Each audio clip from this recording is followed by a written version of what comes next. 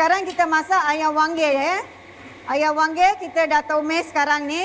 Okey, dalam ni bahan-bahan ada kayu manis, bunga lawang, serai, daun kari dengan daun biryani. Okey? Sekarang kita dah habis tumis. Masalah dia saya dah siapkan. Kita masuk sahaja. Dalam tu dia ada jintan manis, jintan putih, rempah kari ayam, rempah cili.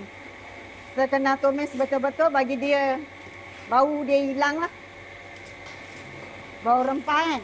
Ayam wanggil tu macam paling pedas. Kita masukkan kicap lemak manis dia. Lepas tu kita masukkan cili blender. Dia ada sukatan lah. Setengah sahaja. Jadi cili blender pedas ke? Tak pedas. Tapi dia cili yang serbuk tu kan, pedas. Kita ada guna 2 cili kan. Satu cili blender, satu cili pedas.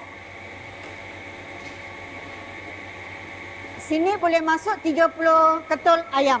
Potong 8 ya. Kuah wanggil dah siap. Kita slowkan api dia. Dalam 20 minit dah siap.